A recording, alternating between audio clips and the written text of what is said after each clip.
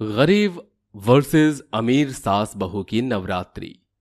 बेचारी गरीब परिवार की मोना घर का खर्च चलाने के लिए कविता नाम की अमीर सास बहू के घर में झाड़ू पोछा का काम किया करती थी। ऐसे ही एक दिन कविता उससे कहती है, अरे ओ कामचोर निकम्मी, ये तूने कैसी सफाई की है? इस टाइल पर इतनी गंदगी लगी है, साफ कर, अभी मैं फिसल जाती तो। माफ कीजिए मालकिन, अभी करती हूँ साफ। और इतने अच्छे से साफ करना कि मेरी शक्ल उन टाइलों में दिखे। फिर माँ जी को बादाम का दूध दे देना। जी मालकिन। मोना रगड़ रगड़ कर उस टाइल को साफ करने लगती है। झाड़ू पोछा के बाद उसकी सास शनाया को दूध देने जाती है। बड़ी मालकिन, ये लीजिए बादाम का दूध। वैसे तूने तो कभी बादाम का दूध नहीं पिया होगा ना।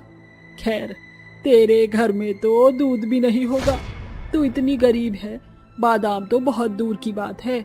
हाँ मालकिन, आपने सही कहा, हमारे घर में इंसान 2 वक्त की रोटी खा ले वही बहुत है। शुक्र है हम इतने अमीर हैं, तुम लोगों की तरह खाने के लिए मोहताज नहीं होना पड़ता। बड़ी मालकिन, मुझे आपसे एक मदद चाहिए थी। वो कल नवरात्रि है ना, तो माता की स्थापना करने के लिए पूजा का कुछ सामान लाना था, तो आप मुझे कुछ पैसे तारीख से पहले दे देंगी? अरे हम भूल कैसे गए, नवरात्रि है कल से। मुझे भी तो सब तैयारी करनी होगी ना। इस बहू ने भी मुझे याद नहीं दिलाया। तुझे कोई पैसा वैसा नहीं मिलेगा, समझी? जिस तारीख को पैसे मिलते हैं तभी मिलेंगे। जाकर काम कर। जी बड़ी मालकिन। दुखी मन से उसकी बात सुनकर घर के काम खत्म करके शाम को अपने घर आ जाती है, जहां उसका बीमार पति सुरेश बिस्तर पर था और सास बबीता चूल्हा जला रही थी। अरे बहू, तू आ गई। देख तो ये चूल्हा बिल्कुल भी नहीं जल रहा है। माँ जी, आप खाना बनाने जा रही थी? क्यों माँ जी, मैं आ तो गई थी, आपने क्यों तकलीफ की? मुझे लगा तू लेट हो जाएगी आते आते, इसीलिए मैं खाना बनाने बैठ गई थी। अपनी सास को हटाकर मोना खुद खाना बनाती है। फिर सब साथ में बैठकर चटाई पर खाना खाते हैं। तभी बबीता कहती है, बहू, तूने अपनी मालकिन से कुछ पैसे मांगे? कल माता रानी के लिए नारियल, चुनरी और श्रृंगार का सामान लाना है, वरना स्थापना कैसे होगी? माँ जी, मैंने पैसे मांगे थे, पर उन्होंने इनकार कर दिया। वो तभी देंगे जब तनख्वाह की तारीख आएगी। अब हम कैसे करेंगे माता रानी की स्थापना? माँ जी, आप फिक्र मत कीजिए, कुछ ना कुछ तो हो ही जाएगा। माता रानी है ना। अरे मोना, तुम भूल गई, तुम चावल के डिब्बे में रोज 5-5 रुपए मुझसे लेकर डालती थी। जरा चेक करो, क्या पता आज वो पैसे काम आ जाए। अरे हाँ, मैं तो भूल ही गई थी। मोना उस चावल के डिब्बे को खाली करती है तो उसमें से सिर्फ 20 रुपए निकलते हैं, जिसे देखकर वो कहती है, अरे सुरेश जी, सासू माँ, इतने पैसे से सिर्फ नारियल ही आ पाएगा, माता की चुनरी और फल कैसे आएंगे? बेटा, अब हम इतने गरीब हैं कि माता रानी के लिए सिंगार भी नहीं ला सकते। अब जो भी है इसी से ही हम स्थापना करेंगे। अगले दिन मोना माता रानी की प्रतिमा के आगे कलश पर नारियल रख देती है और अपनी साड़ी का टुकड़ा काटकर माता रानी की चुन्नी बना देती है और भोग में चीनी रख देती है। तीनों माता रानी की आरती करते हैं।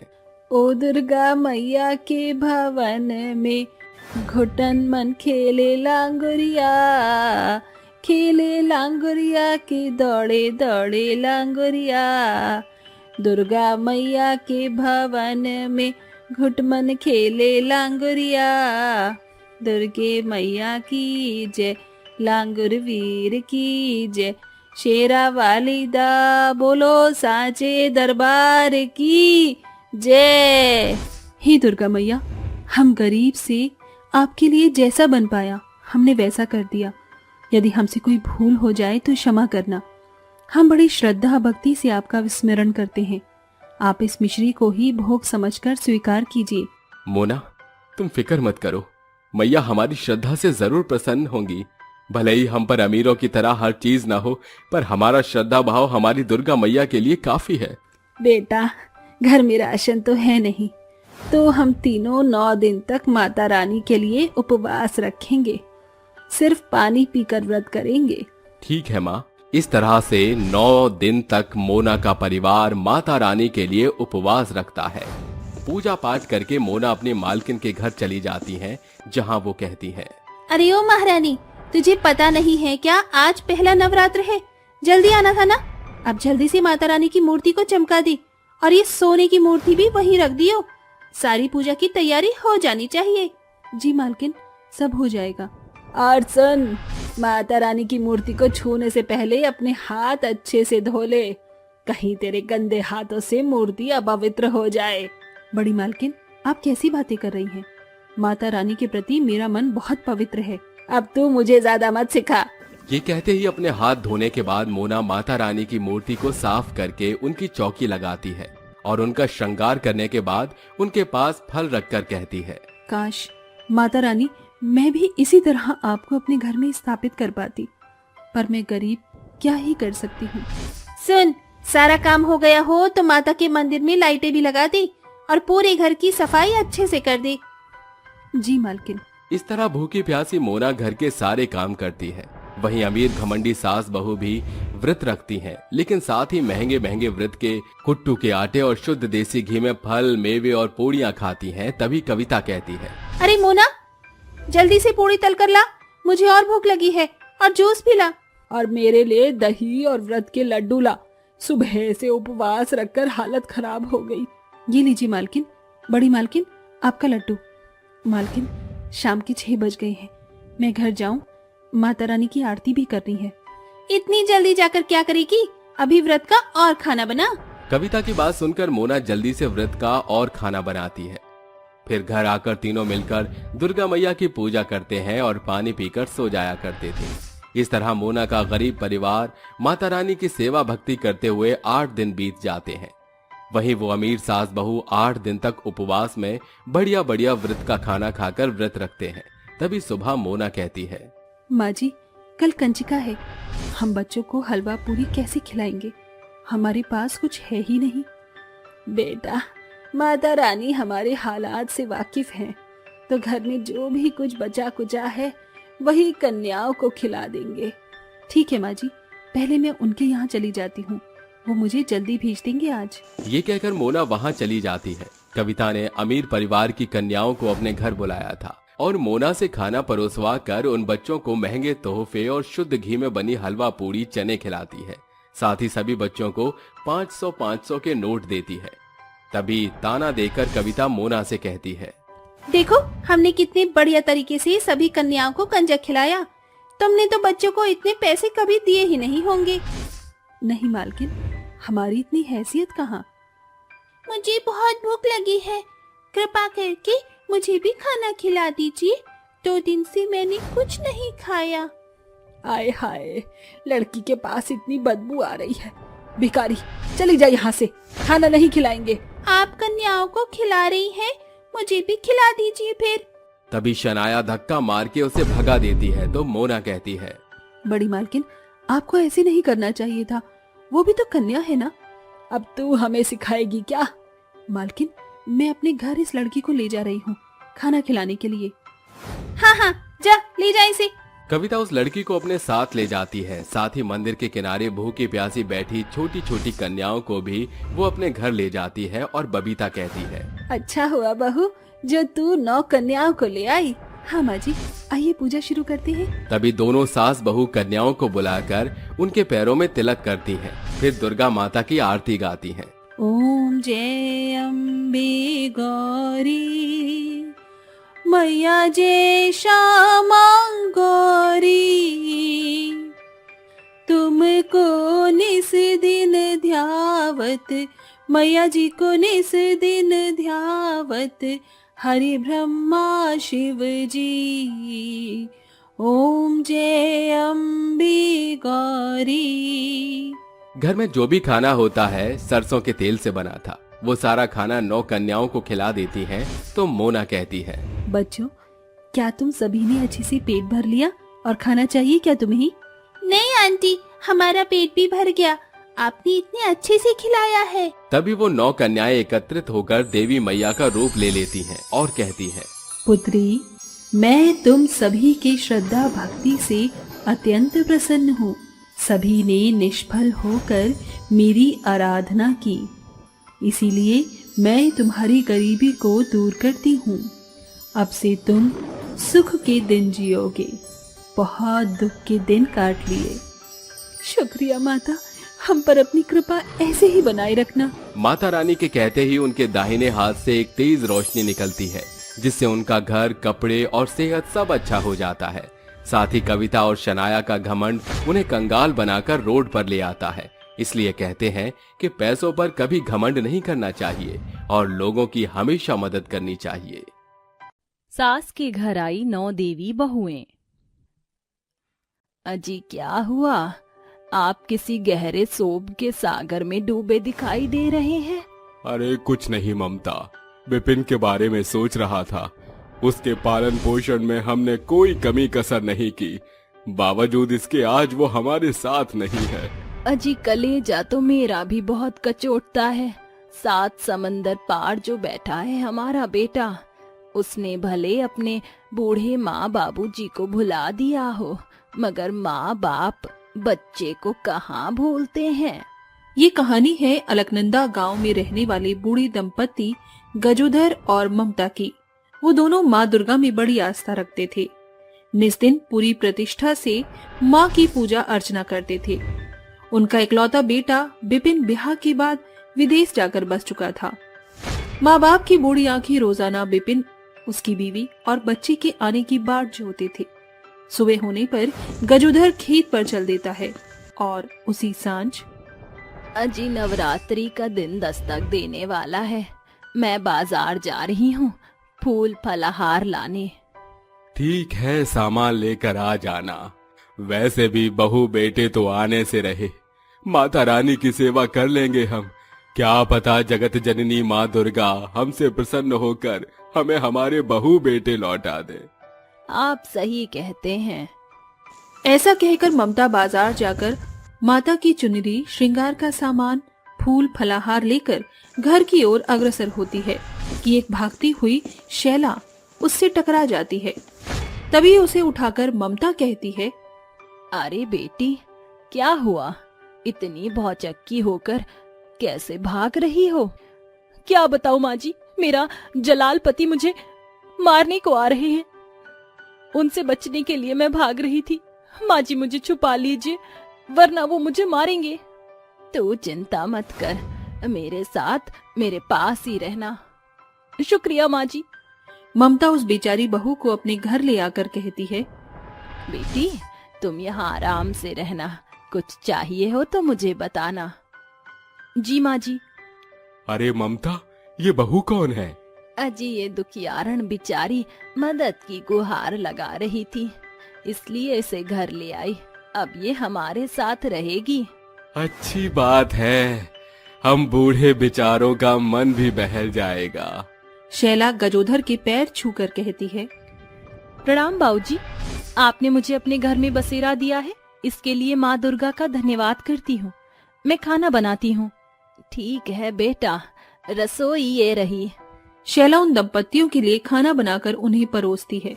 खाने का पहला कौर खाते ही वो उसके बखान करते हैं। अरे वाह बहू, तुम्हारे हाथों में तो साक्षात माँ अन्नपूर्णा का बसेरा है। हाँ बहू, सच। और लीजिए ना बाऊजी। बस बहू, अब तुम भी हमारे साथ खा लो। जी बाऊजी। देर रात तक शैला बूढ़े दंपति की सेवा बाड़ी करती है। अगले दिन तीनों माँ दुर्गा की आरती करते हैं। ओम जय अम्बे गौरी, मैया जय श्यामा गौरी, तुमको निस दिन ध्यावत हरि ब्रह्मा शिव जी। ओम जय अम्बे गौरी। हे जगत जननी माँ दुर्गे, हम पर अपनी कृपा बनाए रखना। माँ जी, बाऊजी धीरज धरिए। इस नवरात्रि माँ दुर्गा आपके तमाम कष्टों का निवारण करेंगी। बहू, मैं जरा माँ दुर्गा के दर्शन करने मंदिर जा रही हूँ। जी माँ जी, आप निश्चिंत होकर जाइए, मैं बाऊजी का अच्छे से ख्याल रखूंगी। ये कहकर ममता मंदिर के लिए निकल जाती है। माता के दर्शन के बाद जब वो सीढ़ी उतर रही थी तो रोती बिलखती हुई चंद्रा उससे मिलती है। उसकी माली हालत देखकर ममता उससे पूछती है, अरे बेटी, तुम रो क्यों रही हो? माँ जी, मेरे पास रहने के लिए ना घर बार है, ना खाने के लिए अन्न है। मेरी सास ने मुझे घर से बेघर कर दिया। पर क्यों बेटी, क्या तुमसे कोई गलती हुई थी और तुम्हारे हाथ कैसे जल गए? बिना किसी गलती के निस दिन मुझे सास का सताव सहना पड़ता है। बावजूद इसके उन्होंने मुझे घर से बाहर निकाल दिया। कभी मेरा खाना बंद कर देती हैं, तो कभी मुझे गौशाला में सोने को कहती हैं, और आज तो मेरे हाथ जला दिए। तुम्हारी सास बड़ी क्रूर है। तुम मेरे साथ मेरे घर चलो, मुझे अपनी माँ ही समझो। शुक्रिया माँ जी, आप बहुत ही नेक दिल औरत हैं। ममता उसे अपने घर ले आकर हल्दी का लेप बनाकर चंद्रा बहू के हाथों पर लगा देती है। ये देखकर चंद्रा की आंखों में आंसू आ जाते हैं, जिसे देखकर ममता कहती है, क्या हुआ बेटी, रो क्यों रही हो तुम? काश मेरी भी सास आपकी तरह होती। आप बहुत प्यारी हैं माँ जी। बेटा, सभी का स्वभाव एक जैसा कहाँ होता है, पर तू मुझे अपनी सास ही समझ ले। अजी देखिए, हमारी एक और बहू हमारे साथ रहने आई है। ये तो अच्छी बात है, एक से भले दो। शैला और चंद्रा अपनी सास के पैर दबाने लगती हैं। अरे बेटी, क्या कर रही हो? 9 देवी के दिन में कन्याओं से पैर नहीं छुआना चाहिए। माँ जी, हम आपकी बेटी समान बहुएं हैं, तो आप हमसे पैर दबवा सकती हैं। इसी तरह ममता के घर नवरात्रि के दिनों किसी न किसी कारणवश 9 बेचारी बहुएं आती हैं, जिन्हें वो अपने घर आसरा देती है। वो 9 बहुएं उनका बहुत ख्याल रखती हैं। देखते ही देखते नवरात्रि का 9वां दिन दस्तक देता है कि ममता अचानक कहती है, हे दुर्गा माँ, दूर दराज तक कन्या नहीं है, मैं कंजका कैसे खिलाऊं? अरे ममता, सारी कन्याएं कंचका खाने गई हैं, तो यहाँ कोई भी नहीं है। मैं सोच रहा हूँ हमें 9 दिन में जो 9 बेटियां मिली हैं, उन्हीं की पूजा करनी चाहिए। हाँ, आप सही कहते हैं। मुझे दुर्गा माँ ने इन 9 दिनों के भीतर 9 देवी मैया दी हैं। मैं इन्हीं को कंजक खिलाऊंगी। ये कन्याएं 9 देवी का ही तो स्वरूप हैं। एक शैलपुत्री, ब्रह्मचारिणी, चंद्र घंटा, कुष्मांडा, स्कंद माता, कात्यायनी, कालरात्रि, महागौरी, सिद्धदात्री। आओ बहुओं, तुम सब यहाँ बैठ जाओ।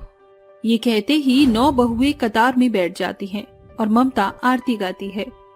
हाथ जोड़कर खड़ी हूँ तेरे द्वार, मेरी माँ पूरी कर दे मुरादे। इस बार मेरी माँ तेरी कंजक बिठाऊं, पूरी हलवा मैं खिलाऊं, तेरी जोत जलाऊं, लाल चुनरी चढ़ाऊं।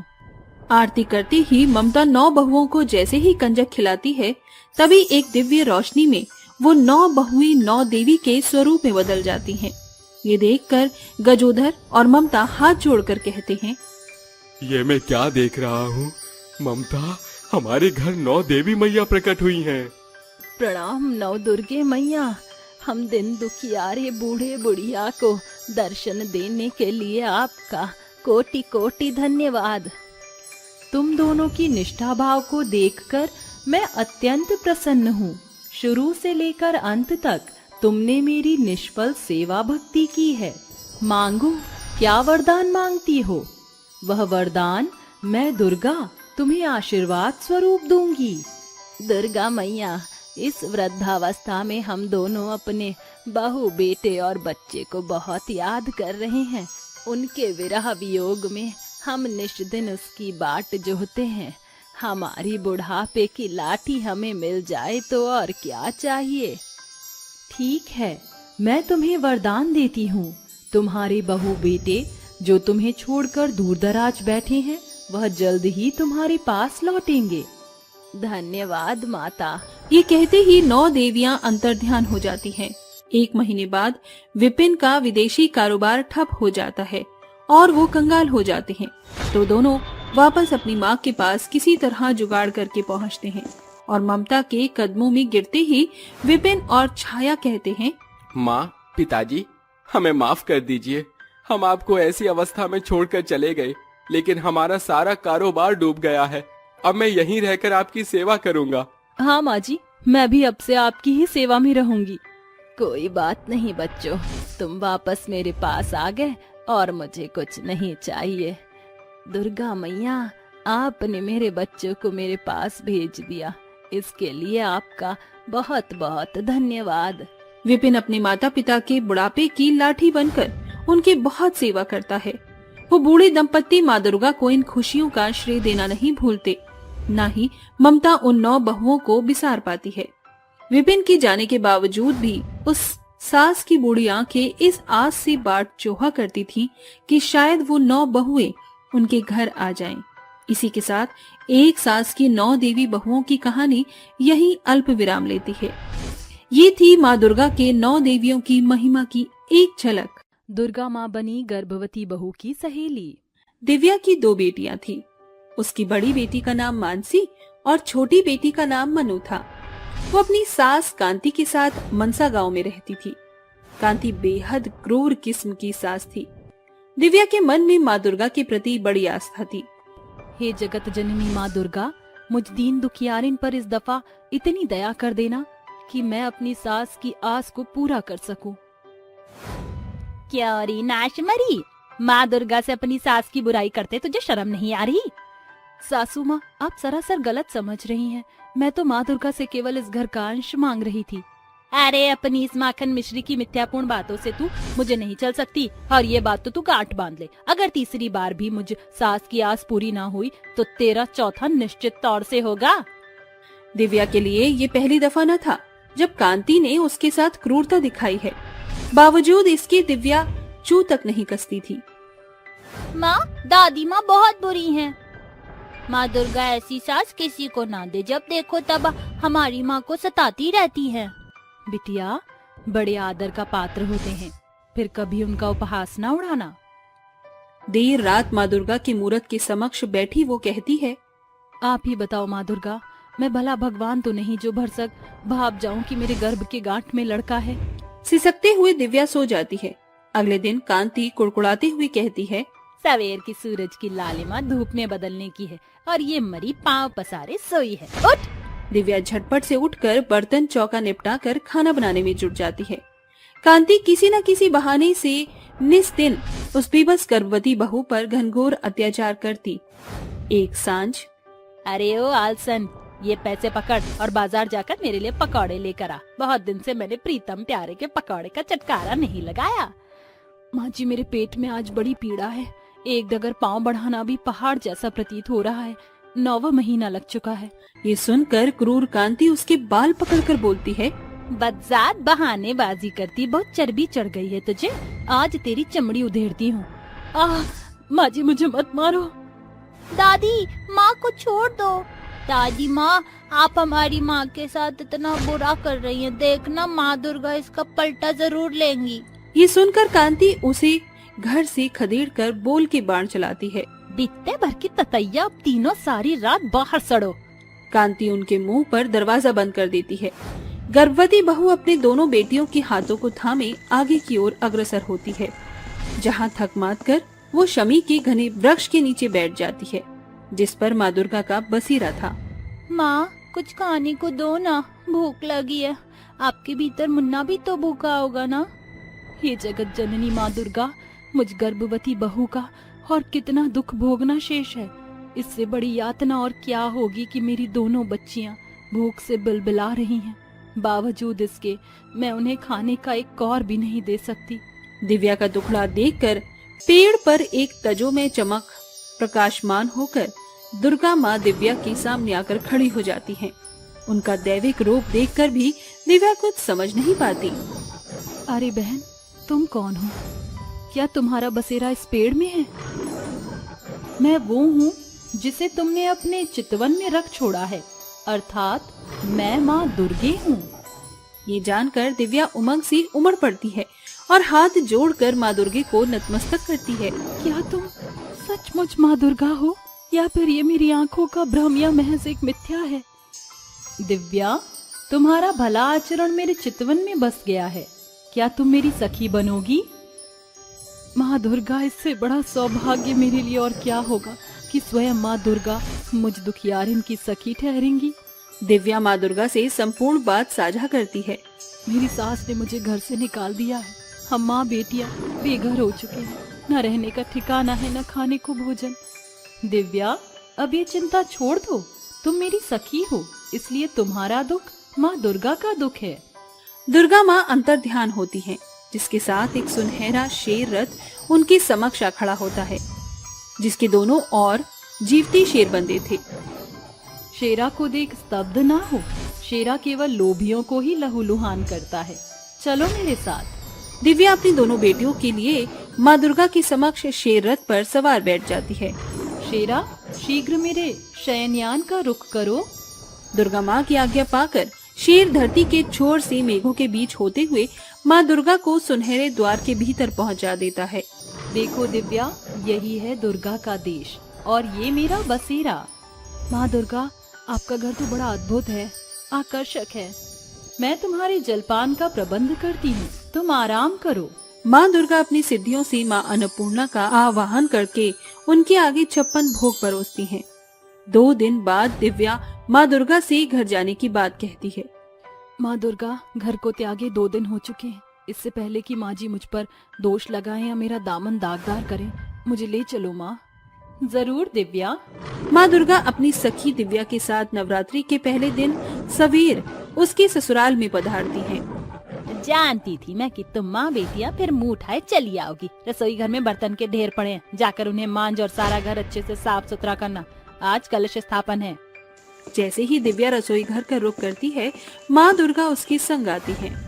दिव्या, इस गर्भावस्था के अंतिम महीने में तुम्हारा बर्तन चौका करना भला नहीं। ये काम तुम अपनी सखी पर सौंप दो। माँ दुर्गा, अपनी भक्त को पाप का भागीदार ना बनाइए। दिव्या, वो सखी सहेली ही क्या जो सुख दुख साझा ना करे। तुम्हें अपनी सहेली की सौगंध है, मुझे करने दो।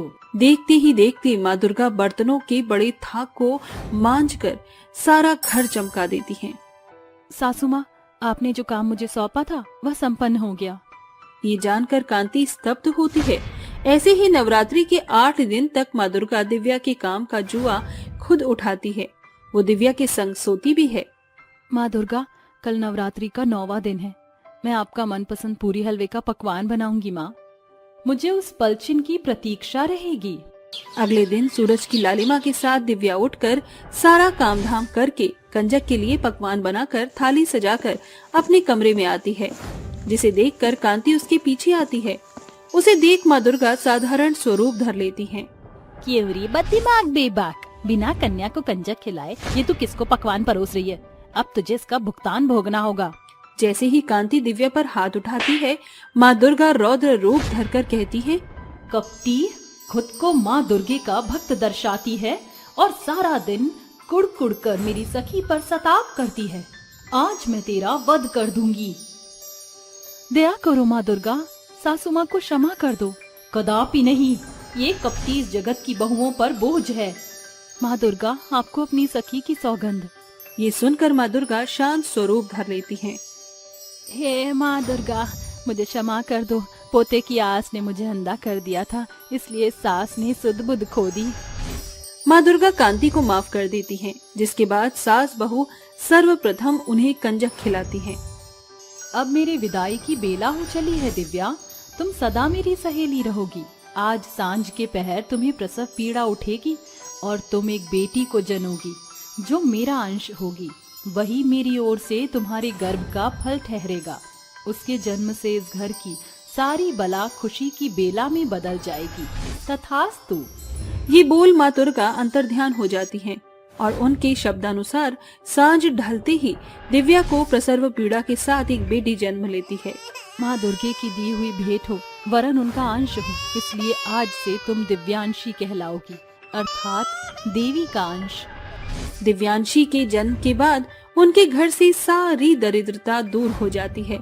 आज सास बहू का घर सुख संपन्नताओं से भरा है, जिसका श्रेय दिव्या अपनी सहेली माँ दुर्गा को देती है। 3 जादुई गन्ना मशीन। स्वरूपगढ़ गांव में मदन, गगन और लखन नाम के 3 भाई एक संग रहा करते थे। जहां मदन और गगन मेहनत और ईमानदारी भरा रुझान रखते थे, वहीं बड़ा भाई लखन हमेशा ग्राहक से छल कपट से धन कमाया करता था। तीनों एक मंडी में सब्जी बेचा करते थे। सांझ को तीनों घर लौटकर अपनी अपनी कमाई को गिनते हुए कहते हैं, आज कुल मिलाकर मैंने 5,000 की सब्जियां बेची हैं। अगर आमदनी का हिसाब लगाया जाए तो काट छाट कर 1,000 रुपए पड़ा। मेरी कमाई भी एकदम तेरे बराबर है। लखन भैया, आपकी आज की कमाई कितनी हुई?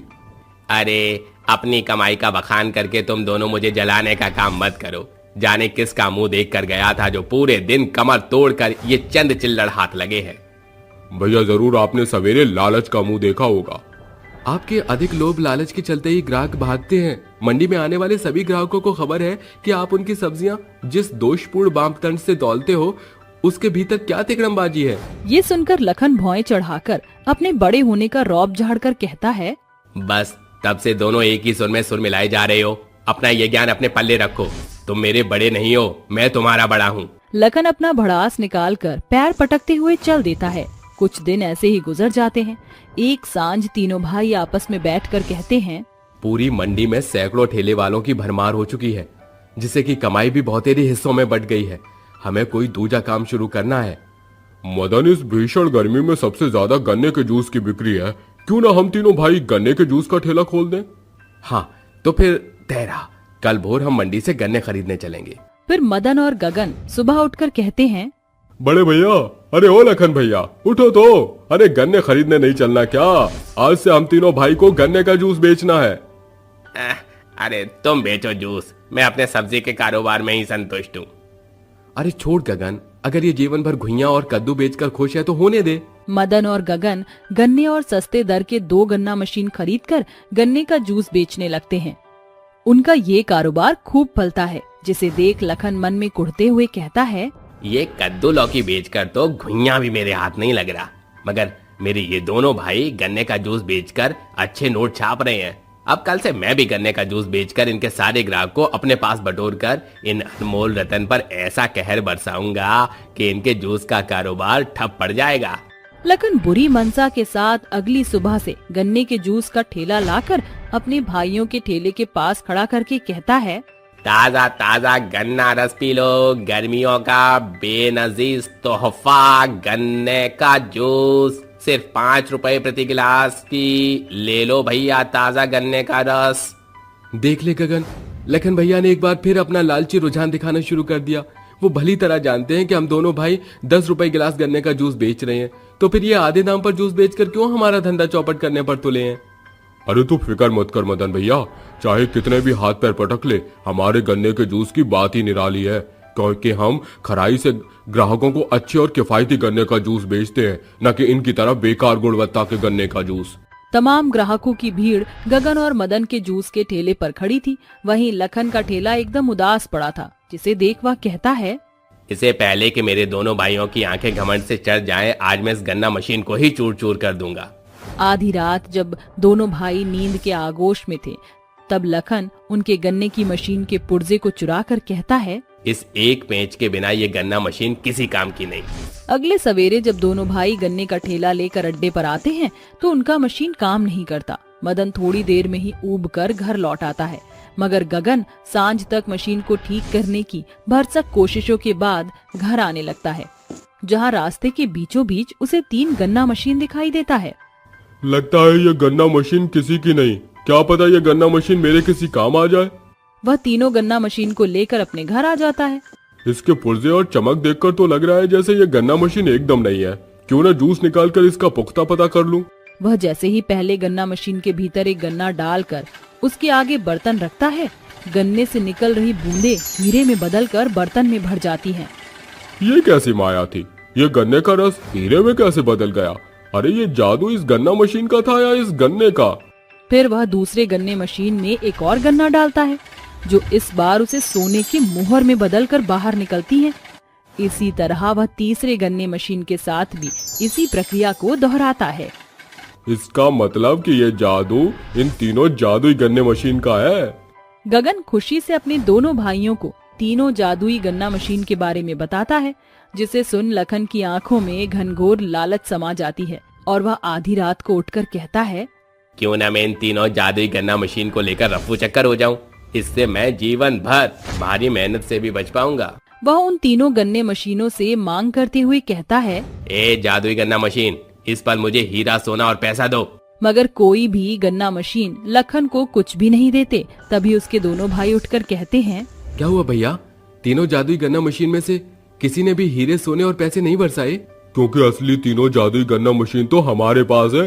हम पहले ही आपके लालची मंसूबों को भांप चुके थे, इसीलिए हमने जादुई तीनों गन्ने मशीन से साधारण गन्ने मशीन की अदला बदली कर दी थी। यकीन नहीं होता तो परख कर देख लीजिए। लखन जादुई गन्ना मशीन के पास आकर जैसे ही उनके भीतर गन्ना डालकर पिराई की विधि शुरू करता है, जादुई गन्ना मशीन तेज चमक से लौवित होकर हीरा सोना और पैसा बरसाती है। गगन मदन, आज मेरे भीतर से स्वार्थ भाव खत्म हो चुका है।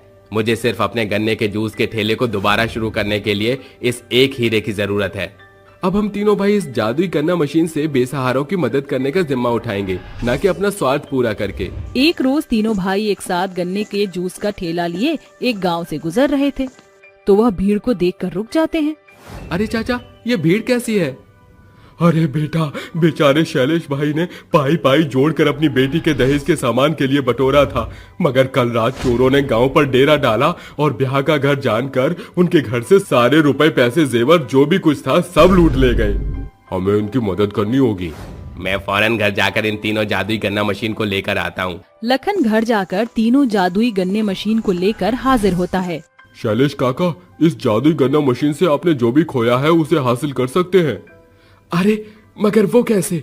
तीनों मिलकर पूरे गांव के सामने हर एक जादुई मशीन में जैसे ही गन्ना डालते हैं, जादुई मशीन चमचमाते हुए हीरा पैसा सोना निकालते हैं। अरे ये जादुई गन्ना मशीन तो जिन्न के जादुई चिराग जैसा है। अब इन रुपयों से आप अपनी बेटी के दहेज का सामान और इन हीरे सोने से आप सभी जेवर बना सकते हैं। अरे शुक्रिया बेटा, आज तुमने इस जादुई मशीन के सदुपयोग करके इस बेबस बाप की पगड़ी उछलने से बचा ली। तीनों भाई उनकी मदद करने के बाद जादुई गन्ना मशीन को लेकर वापस लौट आते हैं, और जब कभी उन्हें बदहाल कंगाल लोग दिखते तो वह जादुई गन्ना मशीन से इसी तरह उनकी भरसक मदद करके इंसानियत को कायम किया करते थे। सास बहू पर तूफान का कहर। अरे बहू, बहुत जोरों से भूख लगी है, जल्दी से कुछ बना लो, मेरी दवाई खाने का टाइम भी हो गया है। अरे माँ जी, घर में तो अन्न का एक भी दाना नहीं है, मैं खाना बनाऊं तो बनाऊं क्या? सब कुछ खत्म है। ऊपर से लालू राम ने राशन देने से मना कर दिया है। हे ऊपर वाले, ये कैसे दिन देखने पड़ रहे हैं हमें, अब हम क्या खाएंगे? चिंता मत करो माँ जी, कल से हमारे गांव के मुखिया ने अनाज की फैक्ट्री में औरतों को भी काम पर बुलाया है। मैं कल से वहीं काम करने चली जाऊंगी, बदले में मुझे कुछ पैसे मिल जाया करेंगे। अरे बहू, पता नहीं पिछले जन्म में मैंने कौन से पुण्य किए होंगे जिसकी वजह से मुझे तू मिली है। मेरे बेटे के गुजरने के बाद भी तूने मेरा साथ नहीं छोड़ा। तू मेरी बहू नहीं, बेटी है मेरी। ऐसा कहकर लीला समीरा को गले से लगाती है और उस रात वो दोनों सास बहू घड़े से पानी पीकर सो जाती हैं। अगले दिन बेचारी समीरा भूखी प्यासी मुखिया की फैक्ट्री में काम करने के लिए पहुंच जाती है। बेचारी इतनी भूखी थी कि उसे अनाज की बोरियां तक उठाई नहीं जा रही थी। उसकी ये हालत देखकर मुखिया उसके पास जाता है और उससे कहता है, अरे तुम्हारी हालत तो बहुत ज्यादा बिगड़ रही है, अगर ऐसी हालत में काम करोगे तो कहीं बेहोश होकर गिर ना जाओ। हे ऊपर वाले, कहीं मुखिया मुझे काम से न निकाल दे। अगर इसने मुझे काम से निकाल दिया तो आज फिर हमें भूखा सोना पड़ेगा। समीरा इतना सोच ही रही होती है कि तभी मुखिया अपनी जेब से पैसे निकालता है और समीरा को देते हुए कहता है, ये लो बहन, मुझे लगता है कि तुमने खाना नहीं खाया है, पहले जाओ कुछ खा लो, उसके बाद काम कर लेना। ये देखते ही समीरा की आंखों से आंसू निकल आते हैं और वो रोते हुए कहती है, मुखिया जी, आप तो साक्षात देवता निकले। भगवान हर किसी को आपके जैसा दिल दे जो गरीबों की सहायता करने में जरा भी संकोच नहीं करता। ऐसा कहकर समीरा मुखिया से पैसे ले लेती है, जिसके बाद वो खाना खाने के लिए चली जाती है। खाना खाने के बाद वो ठीक हो जाती है और अनाज की बोरियां उठा उठाकर ऊपर ले जाने लगती है। दिन भर कड़ी मेहनत के बाद रात को मुनीम सभी मजदूरों को पैसे देने लगता है। दिन भर की हुई मेहनत का पैसा अपने हाथ में देखकर समीरा को बहुत खुशी मिलती है और वो पैसे ले जाकर अपने घर का राशन भरवाती है और खाना बनाकर अपनी सास को परोसती है। अरे बहू, आज तो हमने खाना खा लिया, लेकिन कल का क्या? कल कैसे गुजरेगा? चिंता मत करो माँ जी, कल भी मैं मुखिया की फैक्ट्री में जाकर काम करूंगी। और पैसा कमाऊंगी। चलो बहू, तुम आराम कर लो, कल तुम्हें जाना है। लाइए माँ जी, आप अपने पैर दीजिए, मैं पहले आपके पैर दबा दूं, उसके बाद सो जाऊंगी।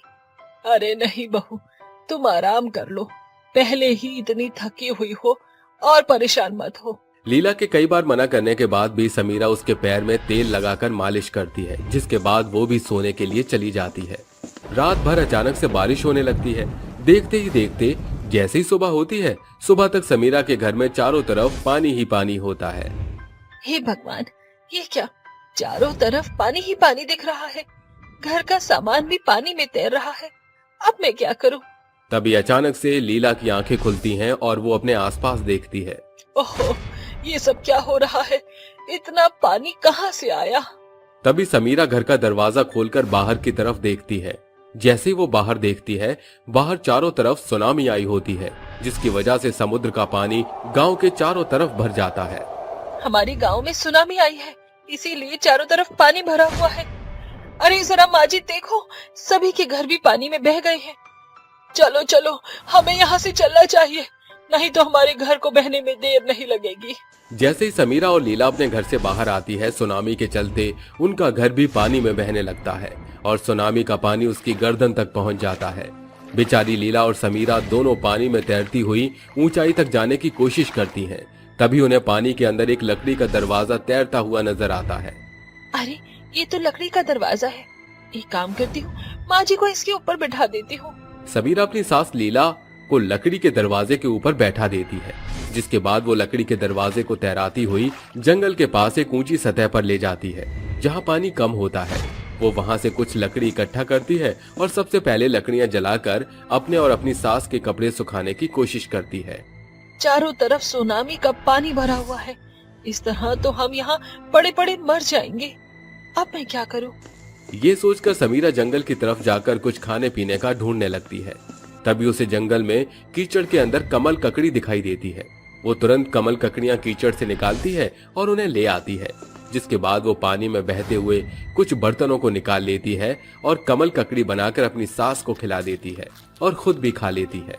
माँ जी, जब तक ये तूफान बंद नहीं हो जाता, तब तक हमें यही किसी न किसी तरह अपना गुजारा करना होगा।